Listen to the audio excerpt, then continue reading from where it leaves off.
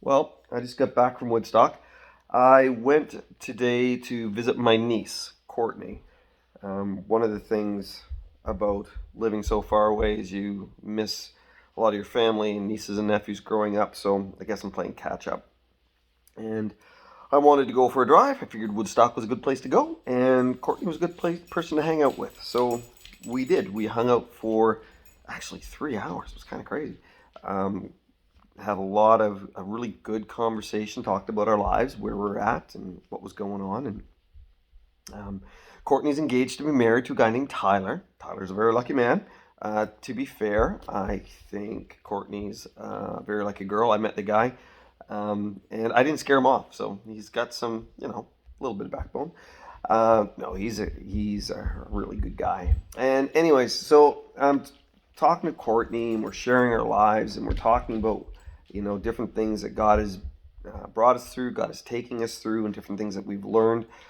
We come from the same family culture, so we were talking a lot about that. And Courtney spoke into my life, and she said, some things that I probably needed to hear. Now, here's the thing: Courtney's a kid. I mean, in my world, I mean, she's half my age, and her life experience compared to mine is like, it is not her fault. I mean, she's just young. She hasn't experienced a whole lot yet. I mean, we had that conversation too. I mean, I'm not talking out of class here. Um, but she had some things that, after the conversation, she wanted to share with me. And she said, and then she made the comment that, but I really don't have the right to say that. And I'm like, why not? See, Courtney understands my family culture, so she understands a lot of the things that I went through, a lot of the perspectives I have, a lot of the ways that has caused me to grow, and a lot of things that has caused me to struggle with. And at the time, she was talking about something I was struggling with, and she spoke into it.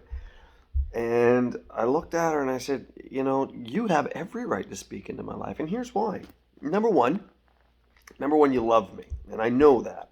Um, and number two, you have a unique perspective in the sense where you understand my world and what I'm coming from. Number three, you see me from the outside. So, and there's the dog. We got people moved upstairs. He's going to be barking every time he hears a bump. It's going to be a long night. Anyways, um, so number three, you have this unique perspective of me. But she had taken the time, and she said that the cousins, we talk about all of you guys, and she's talking about me and my siblings. And I was like, yeah, well, I know. And this is what we see. And I was like, so they've taken some time to talk to each other, and they love us all. So it's not like they're bashing us; they're just talking about their observations. So she has an understanding from a variety of different perspectives.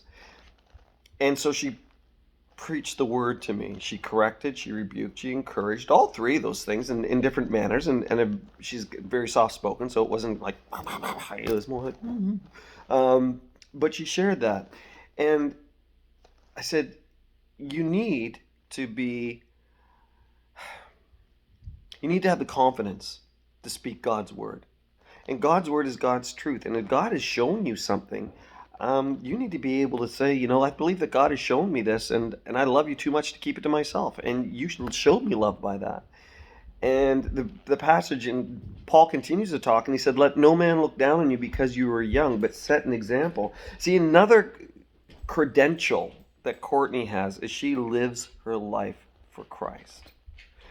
She struggles with a lot of the same things I do because, like I said, we have the same family culture. She has some of the strengths that I do because, like I said, same family culture. Um, but one of the things that gives her great credibility is her desire to serve and be used of God. And a lot of us, when somebody younger comes to us with a truth, we get our backs up. It's like, who are you to speak to me? Somebody who doesn't have the life experience, or maybe somebody isn't as far along in their journey as we are, but God shows them something and they gives them insight and they share it with us, and we get our backs up because we don't like the messenger. Suck it up. It says God uses the foolishness of this world to confound the wise. And sometimes we think we're wise because of our life experience and, what we've gone to, our education and all those things. And God uses somebody who doesn't have that. Somebody who's coming from a different place. but has been given insight by God. So I want to encourage you to listen. When God is speaking to you, no matter who it's coming from, if someone says, I think this is something God would have for you, shut up and listen. They might be right, they might be wrong, but if they're right and you choose not to listen, you're going to miss out on a blessing. Courtney blessed me today, made me cry, actually. She said, I made you cry. And I said, no, you didn't. I got weepy. She goes, I saw tears. We had a little bit of an argument there. I said, we'll agree to disagree. You cried. Anyways, I've been blessed by her, and I wanted to share that and encourage you that God is going to use people to speak into your life that are going to be younger, are going to have a different life experience, maybe not as much, but when they speak, you listen. God bless you. Hope that's been an encouragement. Bye for now.